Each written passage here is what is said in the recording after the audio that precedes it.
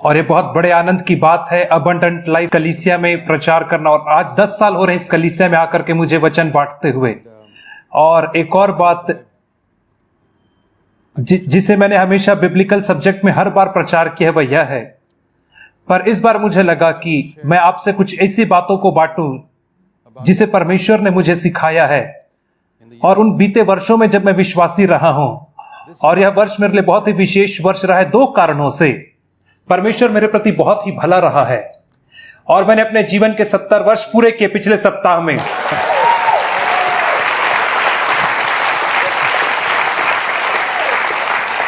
धन्यवाद। और मैंने एक विश्वासी होने के नाते आज से 3-4 महीने पहले 50 वर्ष पूरे किए।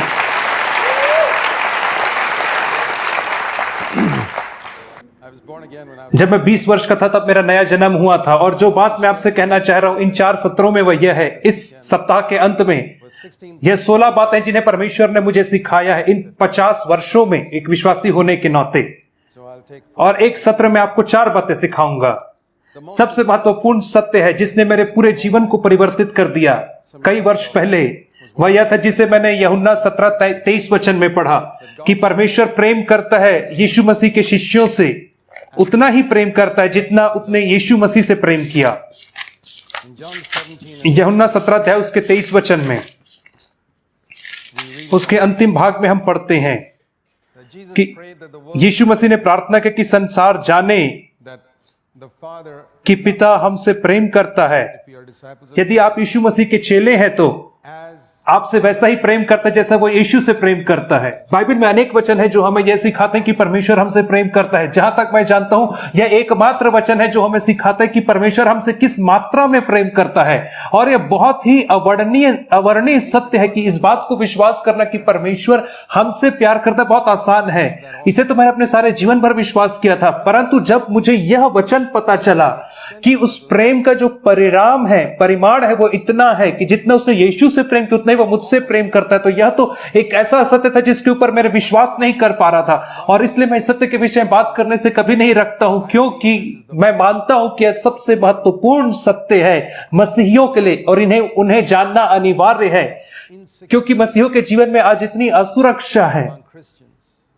हर जगह मैंने इसे देखा है। मसीहियों के मध्य में बहुत सारे लोग जो बाहर से खुशनुमा तो दिखते हैं, परंतु जब वे इस रीति से सभा में आते हैं परंतु सप्ताह भर वे ऐसे खुश नहीं रहते हैं। और जब वे जीवन की परेशानियों का सामना करते तब वे खुश नहीं रहते हैं। और इसका मूलभूत कारण है वह यह है कि वे परमेश्वर के प्रेम में सुरक्षित नहीं है। और मैं जानता हूं क्योंकि यह बात मेरे स्वयं के जीवन में सत्य थी।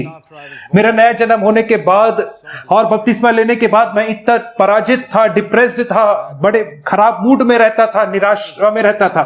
और मुझे लगता था सामान्य, क्योंकि मेरे आसपास के सारे विश्वासी भी ऐसा ही रहा करते थे। और एक दिन मैंने वचन में पढ़ा, पहला यूहन्ना 2:6 में,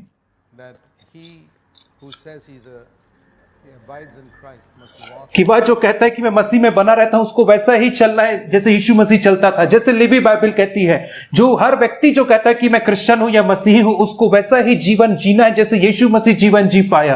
और यह मेरे सामने एक बहुत बड़ी चुनौती थी। और मैंने कभी भी किसी व्यक्ति को ऐसा कहते नहीं सुना था जिसने मुझे इस वचन से चुनौती दी। और जब मैंने इस वचन को देखा बाइबल में, और तब मैंने यीशु मसीह के जीवन को देखा और पाया कि वो कभी भी असुरक्षा में नहीं रहा, कभी नहीं। वो कभी भी बुरे आचरण में नहीं रहा, कभी निराशा में नहीं रहा। उसके जीवन में किसी भी प्रकार की समस्या क्यों नहीं, वो कभी भी निराशा में नहीं रहा। और उसका कारण मैंने खोज निकाला, वह यह था कि वह पूरी रीति से सुरक्षित था अपने पिता के प्रेम में। और मैं ऐसे समय के विषय में सोचता हूं जो प्रभु की ब्यारी का समय था।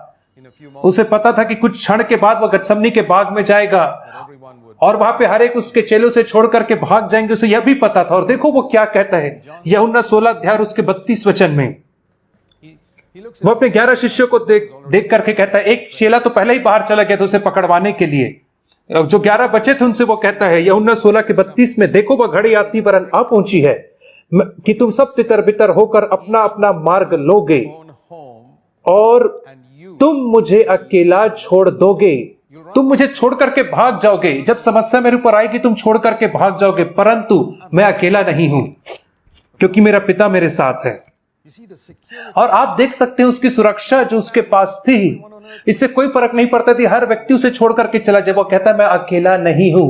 मेरे प्रिय भाइयों और बहनों, यही वो उस प्रकार का जीवन है जिसे परमेश्वर चाहता है कि आप और मैं रखें, और इसके लिए हमें इस बात में सुरक्षित रहने की आवश्यकता है कि परमेश्वर हमसे वैसा ही प्रेम करता है जैसा उसने यीशु मसीह से प्रेम किया था।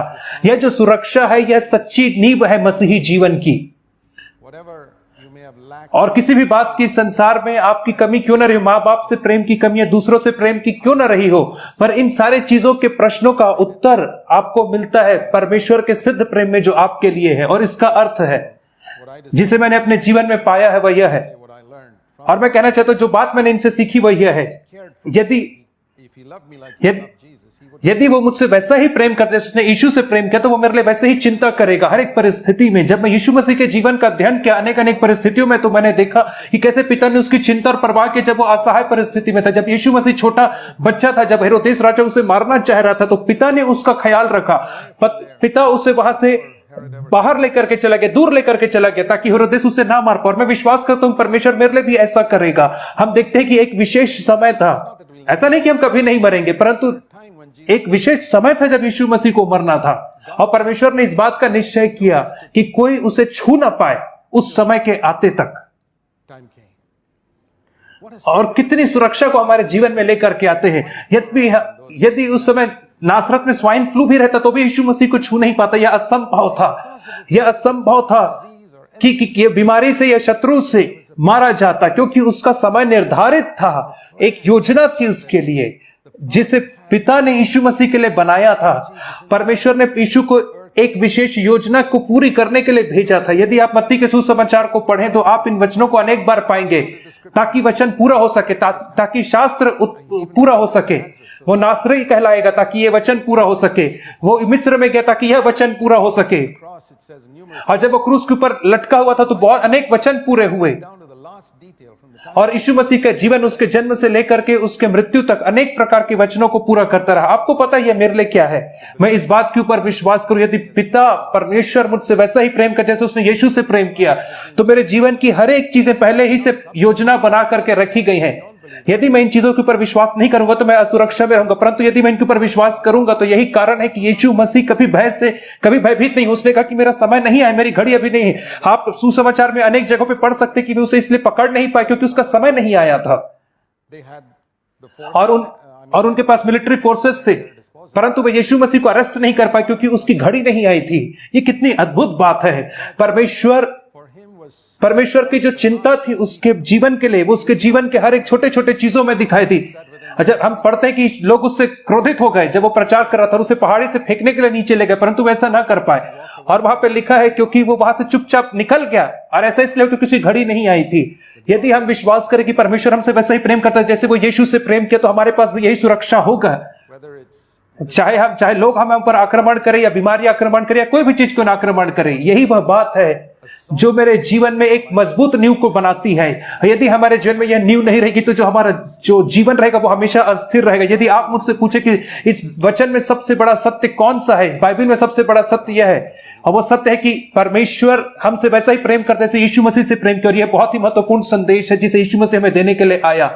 और इसलिए अलग अलग परिस्थितियों में जिसका हम सामना करते हैं, यदि हम इसके ऊपर विश्वास कर सके कि परमेश्वर के पास मेरे जीवन के लिए एक योजना है और उसकी योजना के बिना मेरे साथ कुछ भी नहीं घटित हो सकता, क्योंकि मुझसे प्रेम करता है, मेरी चिंता करता है, वैसा ही प्रेम करता है जैसे उसने यीशु मसीह से प्रेम किया।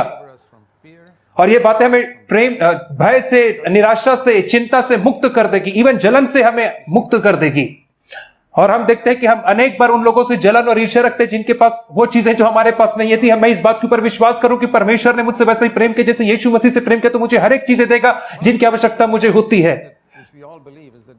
और एक और महान सत्य जो बाइबल में जिसका हम विश्वास करते हैं कि परमेश्वर पक्षपात नहीं करता है।